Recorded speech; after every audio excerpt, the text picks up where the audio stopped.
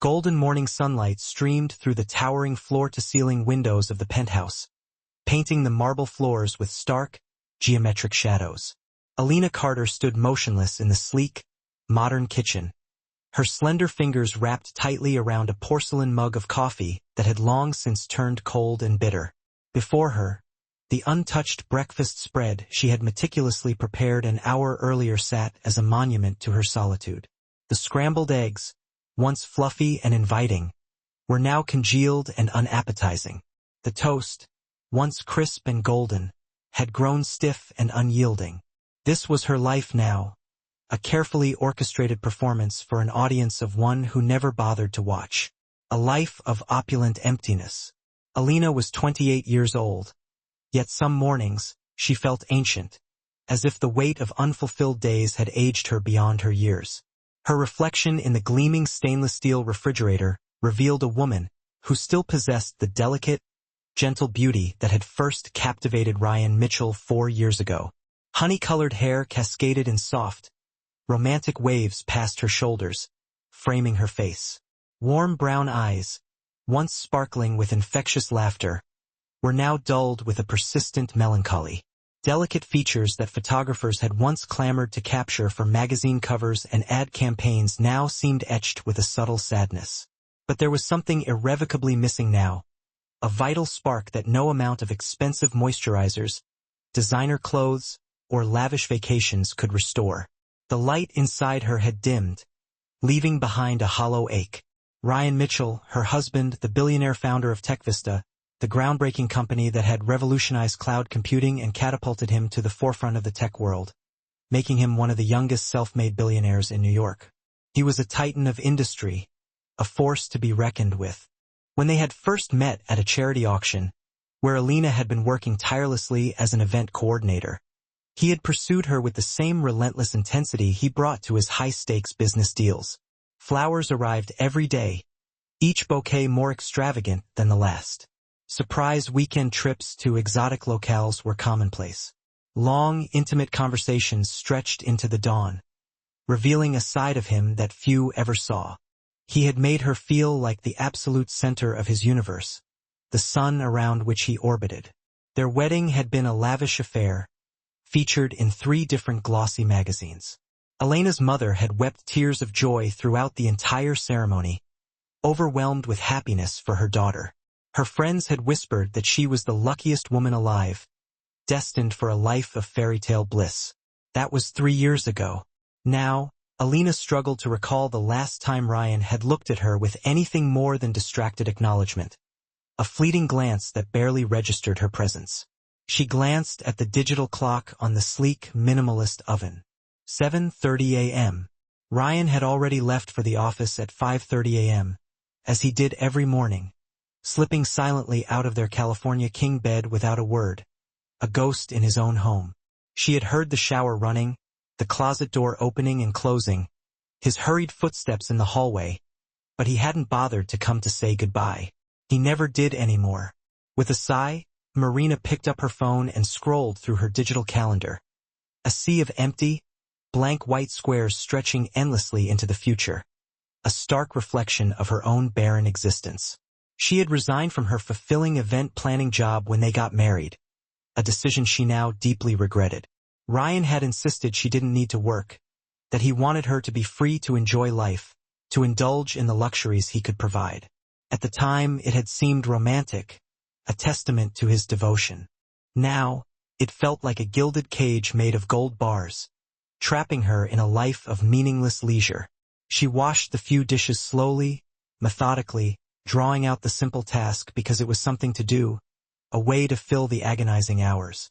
When the kitchen was spotless, gleaming under the harsh lights, she wandered aimlessly through the vast penthouse. 5,000 square feet of sterile luxury, a testament to Ryan's wealth and success, but utterly devoid of warmth or personality. Contemporary art hung on the walls, pieces that critics lauded but left her cold. Furniture that cost more than most people's cars sat unused, pristine and untouched. A breathtaking view of Central Park, which real estate agents called priceless, stretched out before her, but Alina felt absolutely nothing when she looked at any of it. The beauty was lost on her. It was all just scenery in her lonely play. By 10 a.m., she couldn't bear the oppressive silence anymore. She changed out of her silk pajamas and into jeans and a simple cashmere sweater, grabbed her coat, and left the penthouse, seeking escape in the bustling city streets. The doorman, a kind, elderly man named Mr. Henderson, greeted her warmly, but she could see the pity lurking in his eyes. He had watched her leave alone every day for months, a silent observer of her quiet despair. Alina walked without a specific destination in mind at first, letting the crisp October air clear her head and numb the ache in her heart. The city pulsed with its relentless energy around her. People rushing to meetings, their faces etched with purpose. Mothers pushing strollers, their eyes filled with love and exhaustion. Delivery drivers weaving through the chaotic traffic, their horns blaring impatiently. Everyone seemed to have somewhere to be, something important to do, someone waiting for them. Alina just walked, lost in the anonymity of the crowd. She found herself on a quiet, tree-lined street in the West Village, far removed from the gleaming towers of Midtown, the symbols of Ryan's power and ambition. The buildings here were older, each one with its own unique character and story etched into its brick facade. Small, independent shops lined the sidewalk, their windows displaying handmade goods and vintage treasures, a stark contrast to the high-end boutiques she usually frequented. And there, nestled between a cozy cafe and a vibrant flower shop, was a bookstore. The sign above the door read Chapter and Verse in elegant gold lettering. Through the window, Alina could see floor-to-ceiling shelves crammed with books, cozy reading chairs bathed in warm light spilling from antique lamps. Something about it called to her, a siren song promising solace and escape. A small bell chimed merrily as she pushed open the door. The scent of old paper and rich coffee enveloped her immediately, a comforting aroma that stirred something deep within her. Alina breathed it in deeply, feeling a knot of tension loosen in her chest. "Welcome to Chapter and Verse," a voice said. The voice came from behind a massive oak desk near the back of the store. A man looked up from the book he was reading, and Alina felt her breath catch slightly. He was handsome in an understated way, tall and lean with dark brown hair that looked perpetually windswept, as if he had just stepped in from a long walk in the autumn air. Kind gray eyes twinkled behind black-rimmed glasses, radiating intelligence and warmth. He wore a navy blue sweater with the sleeves pushed up to his elbows, revealing strong forearms. And when he smiled, genuine warmth radiated from him, lighting up his entire face. "Feel free to browse," he said, his voice a soothing baritone. "Let me know if you need any help finding something." Alina nodded, suddenly shy, feeling a blush creep up her neck. She wandered through the aisles, trailing her fingers along the spines of the books, feeling the textures of paper and cloth, poetry, classic literature, contemporary fiction, a universe of stories waiting to be discovered. She pulled out a volume of Pablo Neruda's poems and opened it to a random page. "I want to do with you what spring does with the cherry trees." The words hit her like a physical blow, a reminder of what she was missing. When was the last time someone had wanted to do anything with her? When was the last time she had felt like spring, like renewal, like possibility? "That's one of my favorites," the man from the desk said. He had appeared silently beside her, holding his own well-worn copy of Neruda's poems. "Though I'm partial to his later work, more melancholy, but deeper somehow." Alina looked at him properly for the first time, truly seeing him. His eyes held a gentleness that made her want to cry, a profound understanding that resonated with her own sadness. "I don't think I've read enough poetry to have a favorite yet." "Then you're in for a wonderful journey of discovery." He extended his hand, his smile widening. "I'm Daniel Brooks. I own this place. Alina Carter." She shook his hand, noting the strength in his grip, the warmth of his skin. "Can I make a recommendation, Alina?" He led her to another section, selecting a slim volume with a sage green cover. "Mary Oliver. She writes about nature and attention, about finding the sacred in the small moments of daily life. I think you might enjoy her." Alina took the book, her fingers trembling slightly. She read the first poem on the page, her eyes scanning the words. Tears prickled at the corners of her eyes. It was about paying attention, about not sleepwalking through life, about appreciating the beauty that surrounded you. "I'll take it," she whispered, her voice thick with emotion. At the register, Daniel wrapped the book carefully in brown paper, tying it with twine. "There's a cafe next door that makes excellent coffee. I usually go around 3 o'clock if you'd like company sometime. No pressure, just an offer." Alina looked at him, this kind stranger who had already shown her more consideration in 15 minutes than her husband had in months. "I'd like that," she said, her voice barely above a whisper. She walked home feeling lighter somehow, as if a weight had been lifted from her shoulders. The book pressed against her chest like a secret, a symbol of hope. When she entered the penthouse, Ryan was already there, hunched over his laptop at the dining table, his brow furrowed in concentration. He didn't look up when she came in. "Hi," Alina said softly, hoping for a connection. "Hey," he grunted, his eyes remaining fixed on the screen. "I have a conference call in 10 minutes. Can you keep it down?" Alina went to the bedroom and sat on the edge of the bed, feeling the familiar sting of rejection. She opened the book Daniel had recommended and began to read. The words washed over her like cool water on sunburned skin, soothing her wounded spirit. "Tell me, what is it you plan to do with your one wild and precious life?" The question echoed in her mind long after she closed the book, a profound challenge to the complacency of her existence. What was she doing with her life?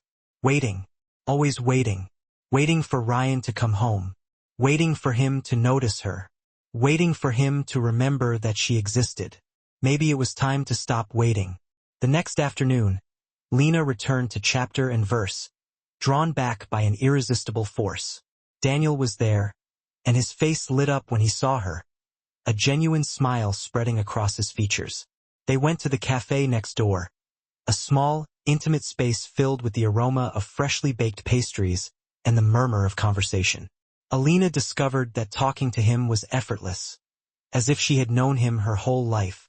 He asked her questions and actually listened to her answers, his eyes never leaving her face. He wanted to know about her childhood, her dreams, what made her laugh, what made her cry.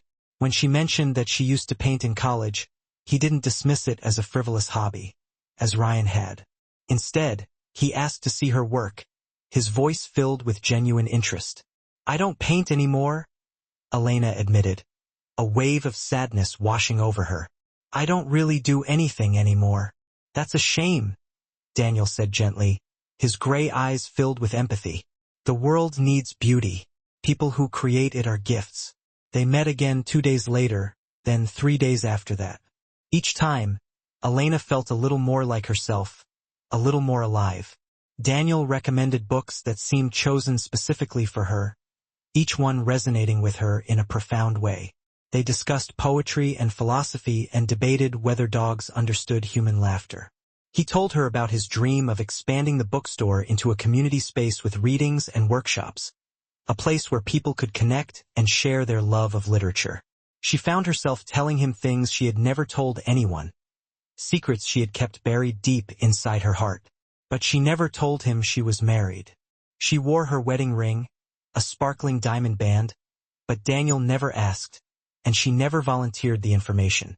It felt like maintaining a small, protected space where she could just be Alina, not Mrs. Ryan Mitchell, not a trophy wife, but simply herself. 3 weeks into their friendship, Alina came home to find a package waiting at the door. Her name was written in elegant calligraphy across the brown paper wrapping, a touch of old-world charm that made her smile. Inside was a first edition of her favorite novel from college, The Age of Innocence by Edith Wharton, a poignant story of love and societal constraints. Tucked inside was a note on cream-colored cardstock. For Alina, who deserves to be seen as the remarkable person she is, every story needs a reader who truly understands it. You understand things that others miss. That's a rare gift. There was no signature, but Alina knew immediately who had sent it. Her hands trembled as she held the book, her heart swelling with emotion. No one had given her anything so thoughtful in years. Ryan showered her with expensive jewelry on birthdays and holidays, items selected by his assistant from a list of approved vendors, impersonal gestures that lacked any real meaning. But this book had been chosen with care, with attention to who she actually was, to her passions and her intellect. She placed it on her nightstand where she could see it first thing every morning, a reminder that someone saw her, valued her, understood her. Ryan came home late that night, after 11, the city lights casting long shadows in the penthouse. Alina was reading in bed when he walked in, loosening his tie, his face etched with exhaustion. "Long day?" she asked, hoping to connect. "Brutal," he replied curtly. "We're finalizing the merger with Data Corporation. Everyone wants a piece of me." He disappeared into the bathroom without waiting for a response, shutting the door firmly behind him. Alina stared at the ceiling, feeling a familiar wave of loneliness wash over her. She wanted to tell him about the book, about how a near stranger had given her something that made her feel truly valued. But what would be the point? Ryan wouldn't understand. He would probably just be relieved that someone was keeping her occupied, preventing her from bothering him. When he climbed into bed 20 minutes later, smelling of expensive cologne and peppermint toothpaste, he turned away from her immediately, his back a solid wall of indifference. "Good night, Elena," he mumbled, his voice already thick with sleep. He was already asleep. Alina lay awake for hours thinking about spring and cherry trees, about wild and precious lives, about the difference between being married and being known. Somewhere in the city, there was a bookstore owner who asked her questions and remembered her answers, a man who saw her for who she was. And in this bed, there was a husband who had forgotten she existed. She didn't know what came next. She only knew that something had shifted inside her, some long-dormant part of her heart waking up after years of hibernation. For the first time in longer than she could remember, Alina felt the stirring of possibility, a flicker of hope in the darkness. The question was whether that possibility included the man sleeping beside her or whether her marriage had become nothing more than a beautiful prison she needed to escape. The second package arrived on a Thursday morning, delivered while Elena was having breakfast alone, as always. This time it was a box wrapped in midnight blue paper with silver ribbon, an elegant presentation that hinted at the treasures within.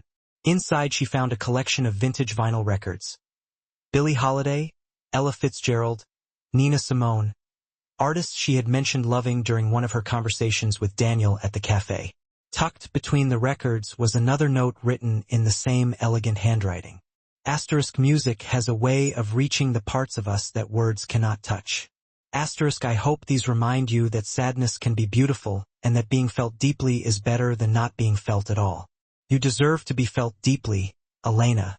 She stood in the middle of the living room, clutching the records to her chest, tears streaming down her face, a torrent of emotions she had kept bottled up for far too long. When was the last time anyone had paid such careful attention to her words, her preferences, the things that made her soul sing? Alina didn't own a record player. Ryan had insisted on a state-of-the-art sound system that connected wirelessly to every room in the penthouse, a soulless piece of technology that lacked the warmth and charm of a vintage turntable. She looked up vintage record players online and found a beautiful restored model from the 1960s. Its sleek lines and warmth would finish a testament to a bygone era. She ordered it immediately using her own credit card, not the one connected to Ryan's account, a small act of rebellion. When it arrived 3 days later, she set it up in the corner of the living room that got the best afternoon light, creating a small shrine to being seen, to being known, to being valued. That evening, when Billie Holiday's haunting voice filled the penthouse for the first time, Alina closed her eyes and swayed slightly to the music, lost in the raw emotion of the song. She was so lost in the moment that she didn't hear Ryan come home. "What is that sound?" His voice cut through the music like a knife, shattering the fragile peace she had found. Alina opened her eyes to find her husband standing in the doorway, his expression confused and slightly irritated, as if she had committed some grave offense. He was still wearing his suit from work, his tie loosened, his hair mussed from running his hands through it during stressful calls. "It's a record player," Elena said, turning down the volume slightly. Billie Holiday. Ryan walked closer, examining the turntable with the kind of scrutiny he usually reserved for quarterly reports. His eyes narrowed with suspicion. Where did this come from? We have a perfectly good sound system, he pointed out, his voice laced with disapproval. It was a gift. His eyebrows shot up. A gift from who? Alina hesitated, her heart pounding in her chest. A friend. What friend? Ryan's tone shifted, becoming sharper, more accusatory. What friend is buying you record players? Not the player, she clarified. Just the records. I bought the player myself. Ryan picked up one of the albums, studying it like it was evidence in a crime, his fingers tracing the worn grooves. These are expensive. Original pressings from the 50s and 60s. Who would spend this kind of money on you? The words hung in the air between them, heavy with implication. Asterisk on you. Asterisk as if Elena wasn't worth expensive gifts. As if she didn't deserve someone's thoughtfulness and care. Someone who listens when I talk, Elena said quietly, her voice trembling slightly. Someone who remembers things I mention in passing. Ryan's jaw tightened, his face hardening. He set the record down carefully, too carefully, his movements betraying his rising anger. Are you seeing someone? I'm having coffee with a friend. That's all. A male friend? Yes. The words seemed to reverberate through the room. A confession and a challenge. Ryan stood perfectly still, processing this information. His eyes filled with a mixture of disbelief and fury. Alina watched emotions flicker across his face in rapid succession. Surprise, confusion, anger, and something else she couldn't quite identify. Fear, perhaps? How long has this been going on? His voice was low, controlled, but Elena could hear the strain beneath it, the barely suppressed rage. We've been meeting for coffee for about a month. He owns a bookstore in the West Village. We talk about books and art and life. That's all, Ryan. Just conversation. It's conversation? Ryan repeated, his tone dripping with sarcasm, making it clear he didn't believe her. And he's buying you gifts. He's being kind to me, Elena said, her voice rising slightly. Something you haven't done in a very long time. The accusation landed like a slap, the truth undeniable. Ryan's face flushed red, his eyes blazing with anger. That's not fair. I work hard to give you everything you could possibly want. This penthouse, your wardrobe, unlimited credit cards.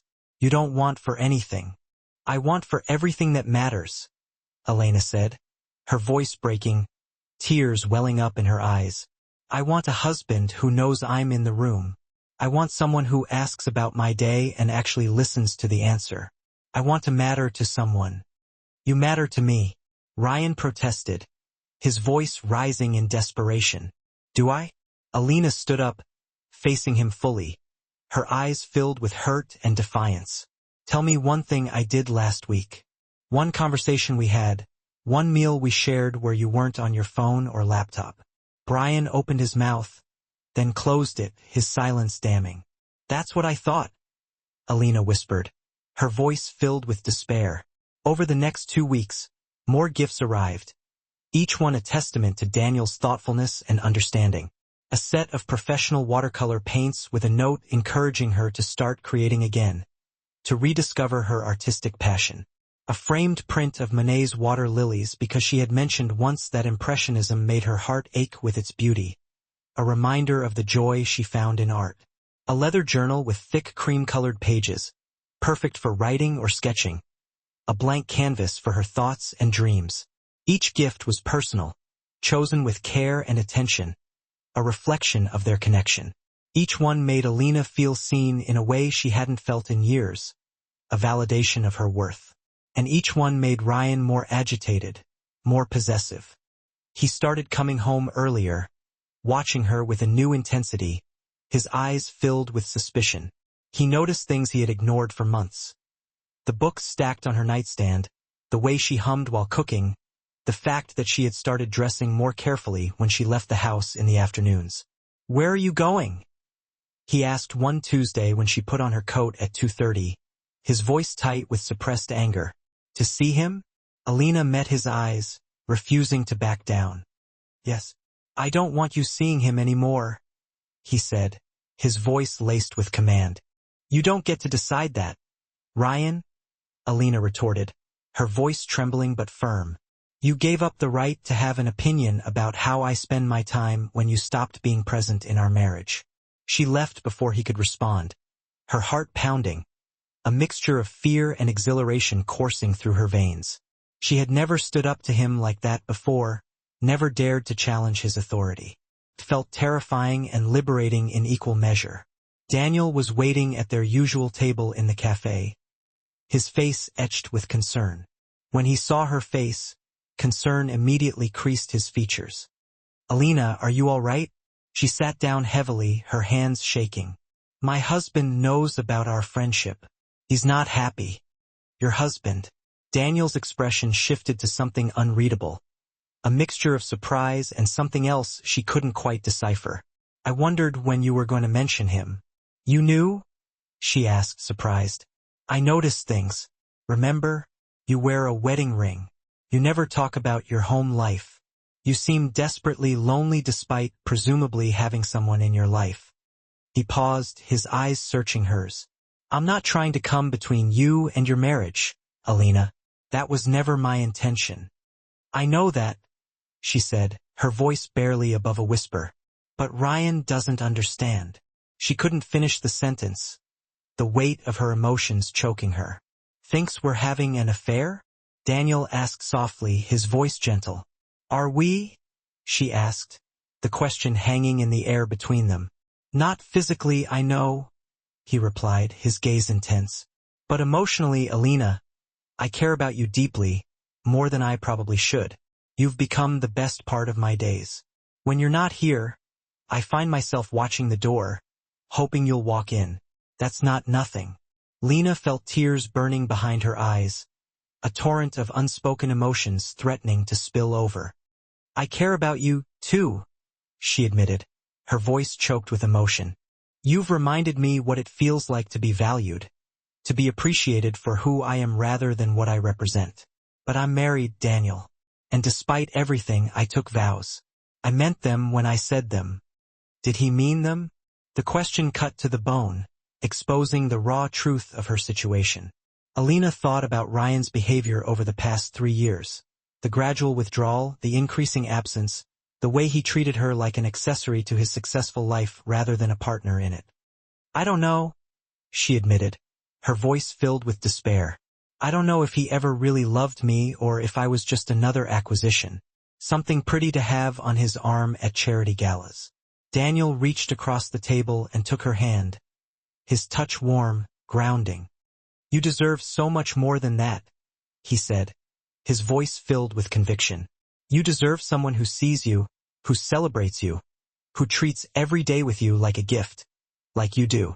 Like I do, he added softly, his eyes filled with longing. But I can't be that person for you, Elena, not while you're married to someone else. As much as I want to be.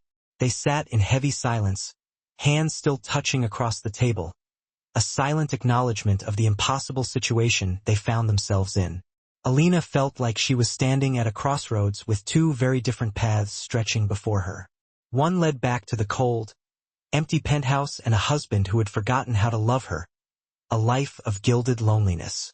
The other led toward something unknown but warm, the possibility of true connection with the man who truly saw her, but it meant betraying her vows. But she had never been the kind of person who broke promises, even promises made to someone who had broken his own. That night, Ryan was waiting for her when she got home, his presence a stark contrast to the usual emptiness of the penthouse. He was sitting in the living room, a glass of scotch in his hand, still wearing his work clothes despite it being almost 8 o'clock, a sign of his inner turmoil. We need to talk, he said, his voice strained. Alina set down her purse and coat, bracing herself for the inevitable confrontation. Okay, I can't do this anymore, he said, his voice filled with a raw emotion she hadn't heard in years. I can't sit here wondering where you are, who you're with, whether you're falling in love with someone else. Now you care? she said, the words coming out harsher than she intended, fueled by years of pent-up resentment. Now, after 3 years of treating me like furniture, you suddenly care about my whereabouts. Ryan stood up, agitation clear in every line of his body. I've always cared about you, he protested, his voice rising defensively. You have a terrible way of showing it, she retorted, her voice filled with bitterness. I know. The admission seemed to cost him, his face etched with pain. He set down his glass and ran both hands through his hair, his movements conveying his desperation. I know I've been a terrible husband. The business consumed me. Every day was a fight to stay ahead, to keep growing, to prove myself. And somewhere along the way, I forgot about the person who mattered most. That's supposed to make it better? She asked, her voice filled with disbelief. You forgot about me. No, it doesn't make it better. Nothing makes it better. Ryan stepped closer to her, his eyes pleading. But I want to fix this, Elena. I want to fight for us. With what? Elena's voice rose, her anger flaring. Expensive dinners? Jewelry I'll never wear? You can't buy your way back into this marriage. Ryan, that's not how love works. Then tell me how it works, he pleaded, his voice filled with desperation. Tell me what to do. Lena looked at her husband, really looked at him, and saw desperation in his eyes, a vulnerability she hadn't seen in years. But underneath that, she saw something else. The fear of losing something he had taken for granted, the realization that his world might crumble without her. Was that enough? Could a marriage survive on one person's belated realization of what they were losing? I don't know if you can fix this, she said, her voice trembling. Honestly, I don't know if I want you to. For the first time in 3 years, I feel alive again. Someone sees me, Ryan. Someone values my thoughts and my presence. And it's not you. The words hung between them like a death sentence, a stark declaration of the chasm that had grown between them. Ryan's face went pale, his eyes filled with a mixture of shock and devastation. Are you leaving me? I don't know, she admitted, the uncertainty surprising her as much as it seemed to surprise him. I don't know what I'm doing.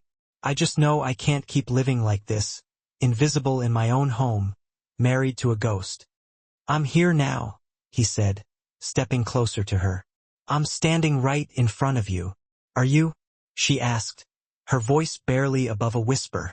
Or are you just here because someone else reminded you that I exist? Ryan had no answer for that. The truth was written all over his face. He had only woken up to her presence because another man had noticed her absence. The following Monday, Ryan did something he hadn't done in over 2 years. He called in sick to work. Elena came out of the bedroom at 7:30, expecting to find an empty penthouse as usual, and instead discovered her husband in the kitchen, attempting to make pancakes. What are you doing? She asked, frozen in the doorway, her mind reeling from the unexpected sight. He flipped a pancake with more force than necessary, and it landed half on the griddle, half on the counter, a disastrous attempt at domesticity. I'm making breakfast, he said, his voice strained. I'm not very good at this. Lena watched him scrape the ruined pancake into the trash and pour more batter onto the griddle, his movements clumsy and uncertain.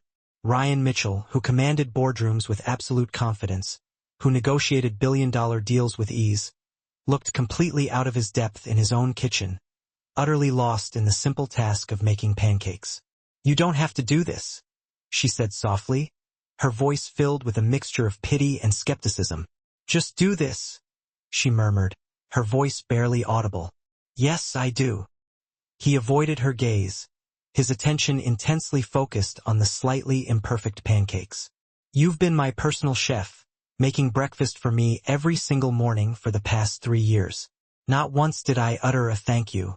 Not once did I truly acknowledge the kindness of you waking up early, just to do something nice for me. So now the tables have turned, it's my turn to try. The pancakes were a little lumpy and had a hint of burnt edges, but Elena didn't complain. She sat down at the kitchen island and ate them anyway. They tasted like genuine effort, like someone was truly trying to make amends. I've made an appointment with Dr. Patricia Holloway, Ryan announced after a long, heavy silence. She's a marriage counselor, supposedly one of the best in the city. Our first session is scheduled for Wednesday at 4 p.m. Elena's fork clattered softly against her plate as she set it down. You made an appointment, without even asking me? I can cancel it if you're completely against the idea, but I'm going either way. With or without you, I need to understand where I went wrong. I need to understand the chasm between us. And I need to figure out how to be a better man, a better husband. Over the next few days, Ryan's behavior underwent a noticeable, almost startling transformation. He started arriving home at 6 p.m. sharp, instead of his usual 10 p.m. He began to ask about her day, her passions, her frustrations, and, even more surprisingly, he actually listened to the answers, truly engaged in the conversation.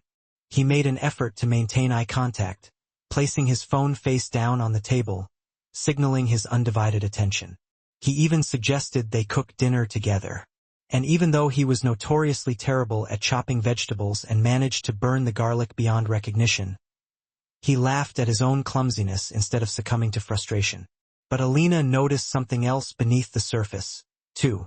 There was a desperate undertone to his efforts, a frantic energy, like a man trying desperately to bail water out of a rapidly sinking ship. He watched her constantly, his eyes filled with a mixture of hope and anxiety, as if afraid she would simply vanish if he dared to look away. When she left to meet Daniel at the cafe, she could feel his gaze lingering on her back, following her out the door. He's trying, Alina confided to Daniel during one of their afternoon meetings. They had sought refuge on a park bench in Washington Square Park, needing the open air and the comforting anonymity of the crowd, far away from the claustrophobic confines of the cafe. He's really genuinely trying. I can see it. But, Daniel prompted gently, his voice laced with concern. But, I don't know if it's real, or if he's just scared of losing me. Ryan has never experienced failure in his life. I think his ego simply can't comprehend the possibility that I might actually choose someone else over him. Daniel remained quiet for a moment, watching the autumn leaves dance and skitter across the pavement, their colors vibrant against the gray stone. Can I ask you something honest, Alina? Always. Do you still love him? The question landed with the force of a physical blow. She opened her mouth to answer, then hesitated, closing it again.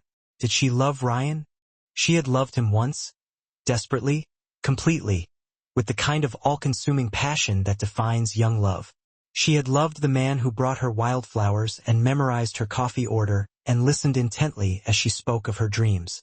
But that man had slowly faded away, replaced by a stranger who inhabited the same house but existed in a completely different world. A world where she was merely an accessory to his ambition. I love who he was, Elena said finally, her voice filled with a profound sadness. I don't know if I love who he became, and I certainly don't know if these sudden changes are genuine or just a performance fueled by the fear of losing me. Daniel's voice was barely above a whisper.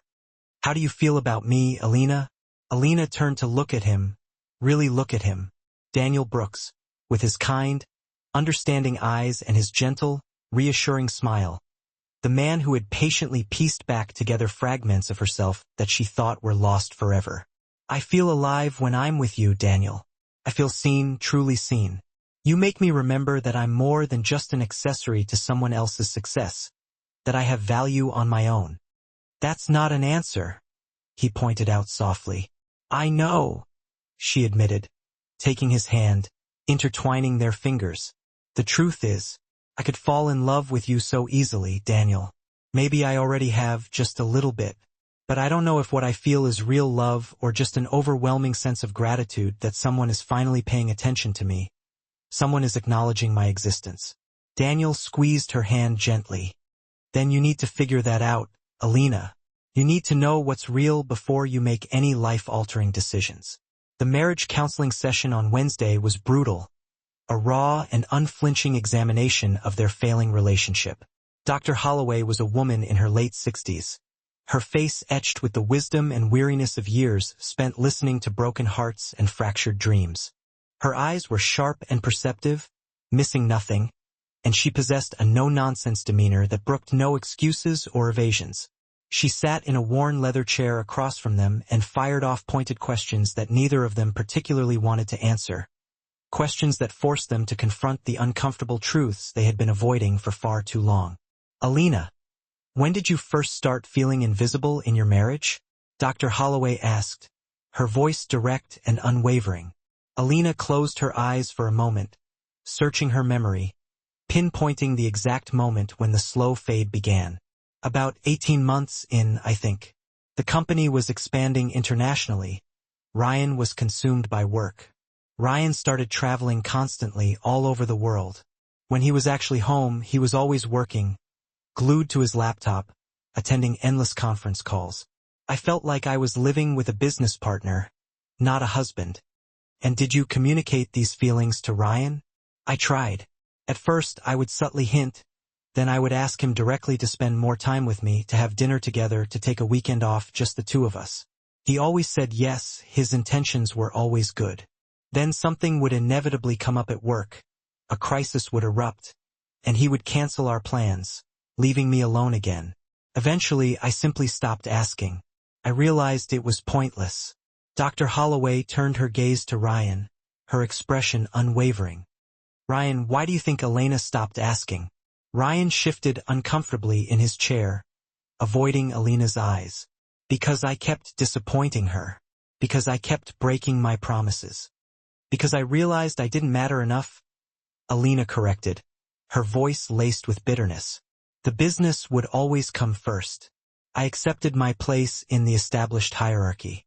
That's not fair. Alina? Ryan protested, his voice rising slightly. I was building our future. Everything I did was for us. You were building your empire. Ryan? Elena shot back, her eyes flashing with anger. I was never really a part of that equation.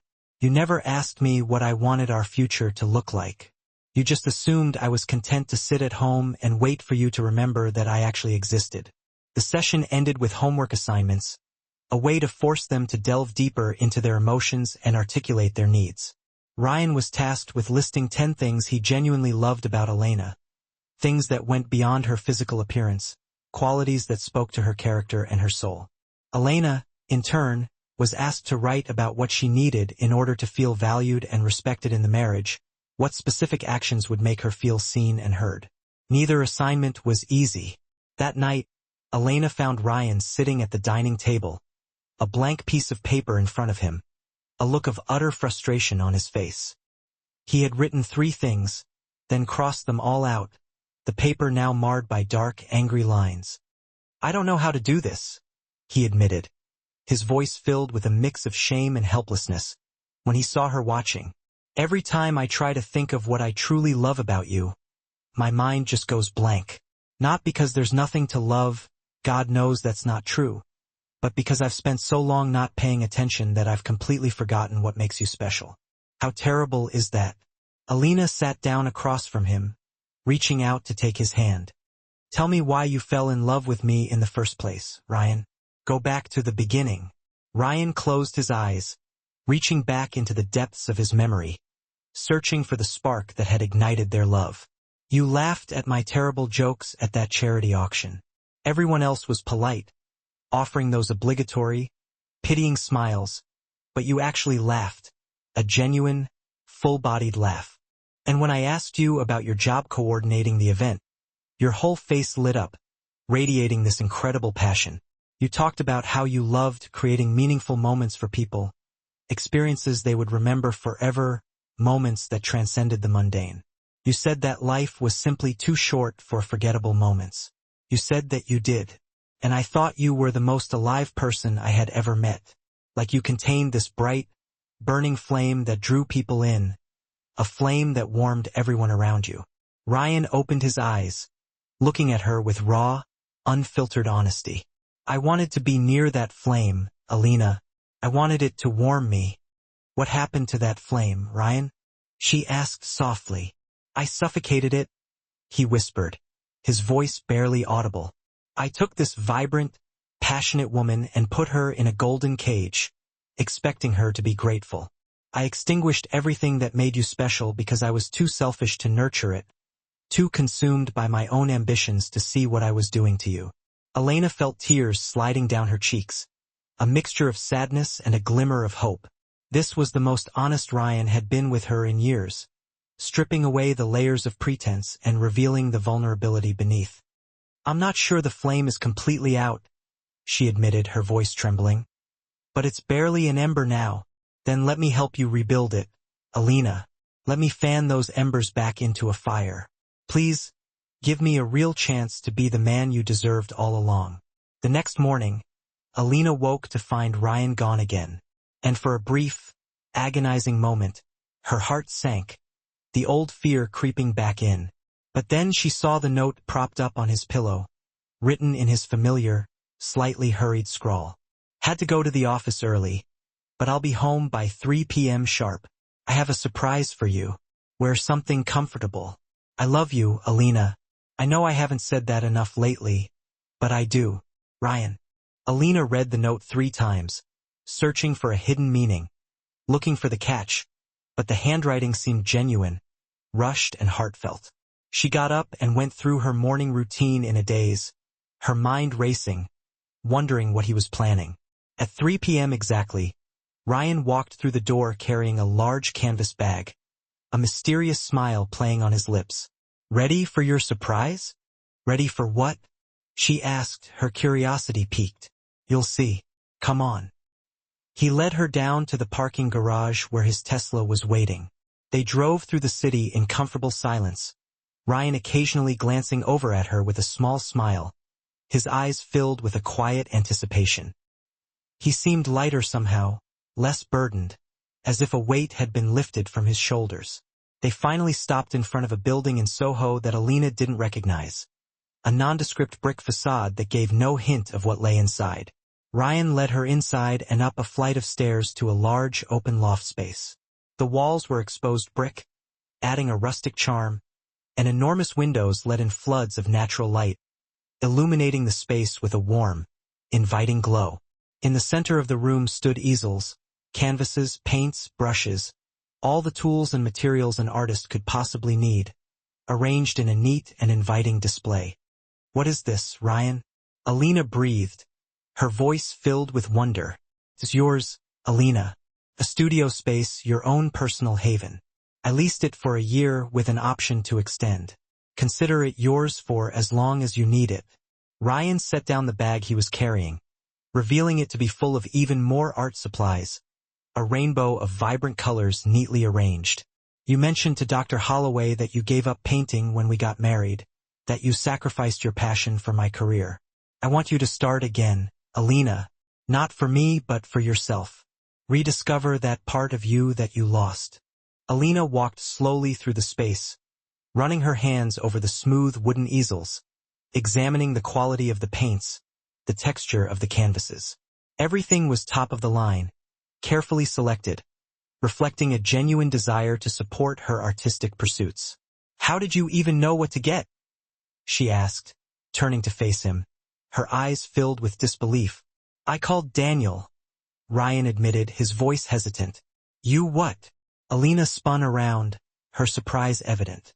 I called him, found the number for the bookstore online, and introduced myself. I told him I wanted to support your return to painting, and I asked for his recommendations, his advice on what supplies would be best. Ryan smiled ruefully. He was suspicious at first, thought it might be some kind of trap, but then he spent 20 minutes telling me all about your artistic sensibility, your love of color and light, your preference for watercolors over oils. He knows you better than I do, Elena. That's humiliating to admit, but it's also entirely my fault. You talked to Daniel about me? I did. And you know what he said at the end, after he had given me all his recommendations and advice? Ryan stepped closer, his eyes searching hers. He said, love her the way she deserves to be loved, Ryan. Don't waste the second chance she's giving you. Some of us would do anything for that opportunity. Elena felt her carefully constructed walls beginning to crack, the barriers she had erected around her heart slowly crumbling. Ryan, I'm not sure I'm ready for this. This is all so much, so fast. I know I can't compete with Daniel on an emotional level, not yet. He's been building that connection with you for months. while I was too blind to see what was happening in my own home. But I can learn, Alina. I can pay attention. I can become the husband you needed me to be all along. He took her hands in his grip gentle but firm.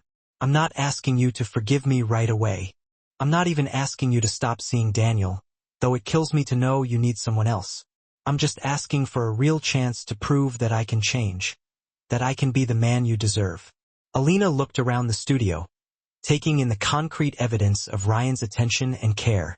He had listened to what she needed, and he had acted on it, putting in the effort, showing her through his actions that he was truly committed to change.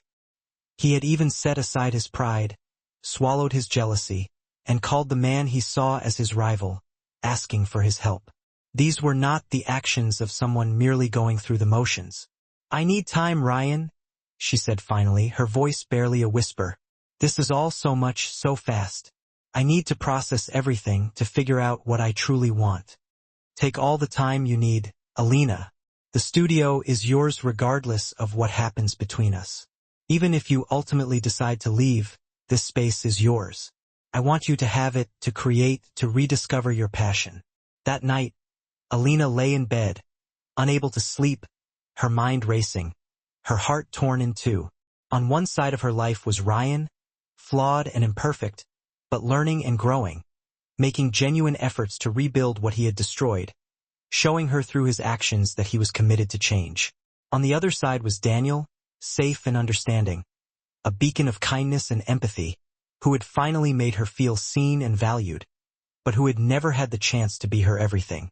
She picked up her phone and sent Daniel a text message, her fingers trembling slightly as she typed.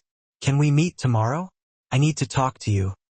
His response came almost immediately, a testament to his constant availability and his unwavering support. Of course, Alina. Usual place, 3 p.m. Perfect, she replied, and then set the phone down, her heart filled with a mixture of anticipation and dread.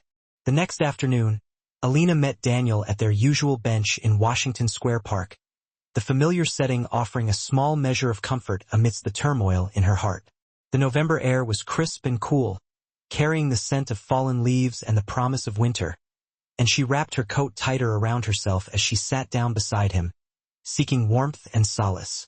Ryan told me he called you, she said without preamble, cutting straight to the heart of the matter. He did, Daniel confirmed, a hint of amusement in his voice. Protective husband, making sure I know my place in your life. But Daniel smiled as he said it, taking the sting out of the words, showing that he understood Ryan's actions, that he recognized the fear and desperation that drove them. He's trying so hard, Daniel. He really is, Alina said, her voice filled with a mixture of gratitude and confusion. He got me an art studio, a beautiful space filled with everything I could possibly need. He's coming home early, making an effort to spend time with me. He's even going to therapy, facing his issues head-on. He's doing everything I always wanted him to do. But, Daniel prompted gently, his voice laced with understanding, because there was clearly a but hanging in the air, an unspoken reservation that clouded her happiness. But I don't know if it's enough, Daniel. I don't know if I can simply forget 3 years of loneliness and neglect just because he's suddenly paying attention, just because he's showering me with attention and gifts. Alina turned to face him fully, her eyes filled with a plea for understanding. And I don't know if I'm staying for the right reasons, or just because the thought of divorce seems too daunting, too complicated, too painful. Daniel was quiet for a long moment, his gaze fixed on the distant horizon, as if searching for the right words. Can I tell you something, Alina? Something personal? Of course, Daniel. You can always tell me anything. I've been where Ryan is, in a way. Not in a marriage, but in love. I had someone amazing once. Someone who lit up my whole world. Someone who made me feel like I could conquer anything. And I took her for granted, Alina. I assumed she would always be there, patiently waiting for me, while I pursued my dreams, while I chased after success. By the time I realized what I was losing, by the time I understood the depth of my mistake, she was already gone. She had met someone who made her a priority, someone who valued her from day one, someone who saw her for the incredible woman she was. What happened, Daniel? Alina asked softly, her voice filled with sympathy. She married him, Alina. They have 2 beautiful kids now, living in Portland, a happy, fulfilling life. And every time I see her Christmas card, every time I see those smiling faces, I'm reminded that I lost the best thing that ever happened to me, all because I didn't value it while I had it, all because I was too focused on my own selfish pursuits. Daniel took Elena's hand, his grip gentle but firm. I see Ryan, and I see myself 5 years ago, desperate, willing to change, but maybe too late to salvage what I had broken. And I see you, Alina, and I see the woman I loved standing at the same crossroads, torn between the comfort of the familiar and the allure of something new. What did you wish she had done, Daniel? Alina asked, her voice barely audible. I wish she had given me a real chance, Alina. Not just a few weeks of superficial effort, but the time and space to prove that the change was genuine, that I was truly committed to becoming a better man. But I also know that she made the right choice, that she deserved someone who valued her from day one, not someone who had to lose her to learn how. Alina felt tears streaming down her face, a mixture of sadness, confusion, and a glimmer of hope. I don't know what to do, Daniel, she confessed, her voice breaking. Let me make it easier for you, Alina, Daniel said, turning to face her fully, his eyes filled with an intensity that took her breath away. I care about you more than I've cared about anyone in years, Alina. You've become essential to me, a vital part of my life, but I can't be the reason you leave your marriage. You need to make that decision independently of me without my influence. What are you saying, Daniel? She asked, her voice trembling with a mixture of hope and fear. I'm saying we need to stop seeing each other, at least for a while. You need space to figure out what you truly want, without me muddying the waters, without my presence complicating things. If you ultimately decide to leave Ryan, it should be because you genuinely don't want to be married to him anymore, not because you want to be with me. Daniel, no, Alina protested, her voice filled with panic. Yes, Alina, he said firmly but gently, his eyes filled with a mix of sadness and resolve. Because if you come to me straight from him, you'll always wonder if you made the right choice. You'll always question whether you were running from something or running toward something. And I don't want to be your escape, Alina. I want to be your choice, but only if I'm the right choice, the best choice for you. And if I choose to stay with Ryan, she asked, her voice barely above a whisper. Daniel's smile was sad but sincere. Then I'll be happy for you, Alina. Heartbroken, yes, but happy, because you deserve a love that fights for you, a love that values you from day one, whether that love is with him or with someone else. You deserve that, Alina, you deserve to be cherished. Alina threw her arms around him, burying her face in his shoulder, her body shaking with sobs. Daniel held her tightly, returning her embrace, and she felt his own tears dampening her hair. They stayed like that for a long time, 2 people who had found something precious together, a deep and meaningful connection, knowing that they had to let it go, at least for now, for the sake of Alina's own journey of self-discovery. When Alina finally pulled away, Daniel cupped her face in his hands, his eyes filled with a profound tenderness. Thank you, Alina, he whispered, his voice thick with emotion. Thank you for reminding me what it feels like to truly care about someone, to truly connect with another human being. Thank you for being exactly who you are, for being so honest and so vulnerable. Will I see you again, Daniel? She asked, her voice filled with a mixture of hope and uncertainty. When you've figured things out, Alina, come find me. Whether it's to say goodbye to me or hello to something new, I'll be at the bookstore. I'll always be at the bookstore, surrounded by stories and waiting for you. Alina walked home slowly, her heart feeling like it was being torn in two, the weight of her decision pressing down on her. When she entered the penthouse, Ryan was in the kitchen making dinner, the scent of garlic and herbs filling the air. He looked up with a smile, his face lighting up at the sight of her, but the smile quickly faded when he saw her tear-stained face. What happened, Alina? What's wrong? He immediately set down the knife he was using and came to her, his brow furrowed with concern.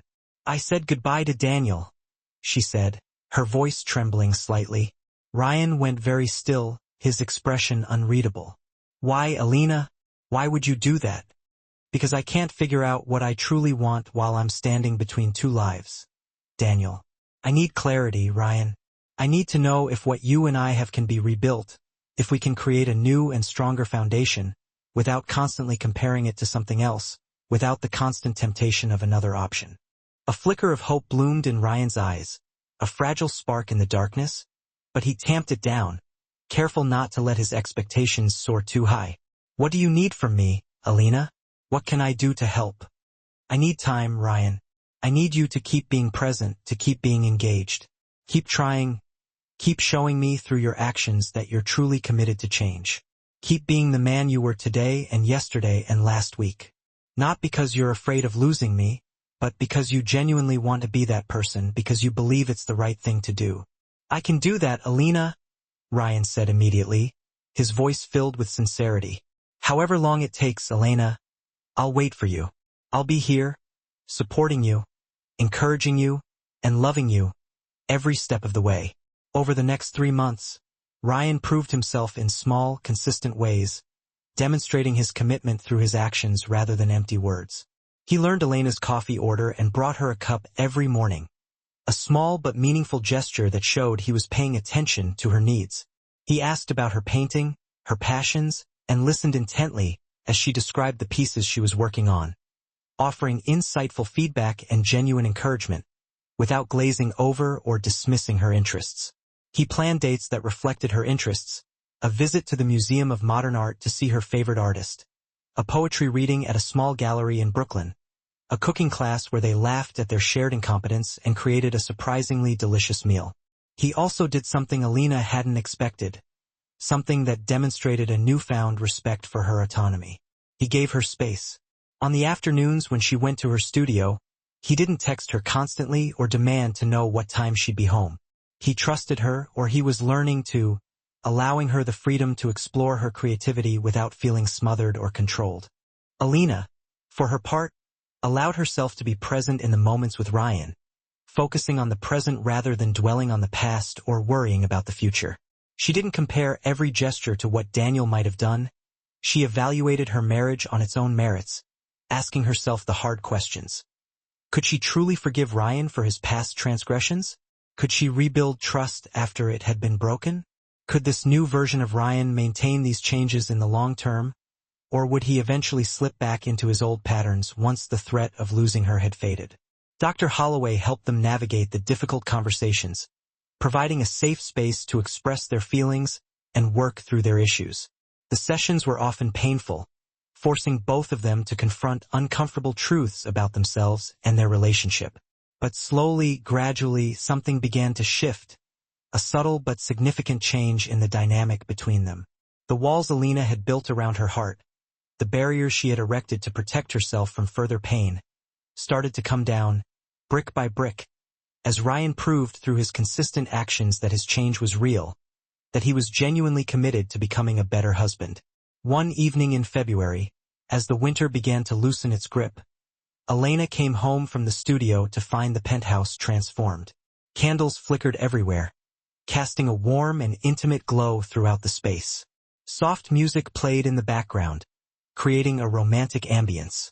The tantalizing scent of her favorite meal, spaghetti carbonara, drifted from the kitchen, making her mouth water. But it wasn't the expensive, showy displays Ryan had attempted in the past, the grand gestures that felt hollow and insincere. This was simple, intimate, and genuine, a heartfelt expression of his love and appreciation. "What's all this, Ryan?" she asked, her voice filled with surprise and wonder. "Our anniversary, Alina. Well, not the official one, but 4 years ago today was our first date, the night we first met and fell in love. The one where I took you to that terrible, pretentious restaurant and you politely ate food you absolutely hated because you didn't want to hurt my feelings." Alina laughed, surprised that he remembered. "That duck confit was awful, Ryan. The worst thing I've ever eaten. So tonight, I made your actual favorite meal," he said, leading her into the kitchen, where a steaming pot of spaghetti carbonara awaited. "Nothing fancy, just comfort food. Because I finally understand that you never wanted fancy, Alina. You just wanted me, my attention, my love, my presence. They ate dinner together, talking and laughing, reminiscing about their early days and sharing their hopes for the future. And Alina felt something she hadn't felt in years, something that had been missing from her life for far too long. Contentment. Not the desperate, grasping happiness of early love, but something deeper, more sustainable, a sense of peace and security. The comfort of being with someone who truly knew her, who accepted her flaws, and who loved her unconditionally. After dinner, Ryan led her to the living room, where the flickering candlelight created a magical atmosphere. "I have something to show you, Alina," he said, his voice filled with emotion. He pulled out his phone and opened a folder, his hands trembling slightly. "Remember when Dr. Holloway asked me to list 10 things I loved about you, and I struggled with that assignment because I had stopped paying attention, because I had allowed myself to become blind to your beauty and your worth?" Alina nodded, her throat tight with emotion. "So I started keeping a list, Alina. Every day I write down one thing I noticed about you, one thing I loved, one thing that made me appreciate you. May I read you some?" Alina nodded again, unable to speak, her heart overflowing with emotion. Ryan began to read, his voice soft and filled with tenderness. Day 1. The way you bite your lower lip when you're concentrating on a painting, a sign of your focus and your passion. Day 3. How you always save the corner brownie for me, even though you know it's my favorite too, a small act of selfless love. Day 7. The little dance you do when you're listening to music and think no one is watching, a glimpse of your carefree spirit and your uninhibited joy. Day 15. How you cry at those sad dog commercials, but try to hide it, revealing your tender heart and your deep empathy. Day 20. Your laugh, Alina. When something really gets you, that genuine, full-bodied laugh that takes over your whole being, a sound that fills my heart with joy. He kept reading, sharing the observations he had made over the past few months, and Alina listened, tears streaming down her face, as she heard herself being seen, being observed, being cherished for the small daily moments that made her who she was. By the time he finished, they were both crying, their emotions raw and exposed. "I see you now, Alina," Ryan said, his voice thick with emotion. "Every day, I see you, and I will never stop looking again. That's my promise to you, Alina. Not grand gestures or expensive gifts, but showing up every single day, being present, and paying attention to the incredible woman I'm lucky enough to call my wife." Alina looked at the man standing before her, his eyes filled with love and remorse. He wasn't perfect. He had made mistakes, and he had hurt her deeply.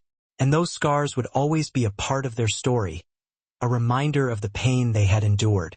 But he had also done the hardest work, the most difficult and courageous thing a person can do. He had changed himself not because he had to, but because he wanted to be worthy of her love. "I love you, Ryan," she whispered, her voice trembling with emotion. "I never stopped loving you, not really. Even when I wanted to, even when it would have been easier to simply walk away. I love you, too, Alina," he said, his voice filled with a deep and unwavering commitment. "And I'm going to spend the rest of my life making sure you never doubt that again, showing you every day how much you mean to me." They held each other in the candlelight, two imperfect people who had almost lost everything, choosing to rebuild something stronger and more beautiful from the ashes of their broken past, choosing to believe in the power of forgiveness, the transformative potential of love, and the enduring promise of a second chance.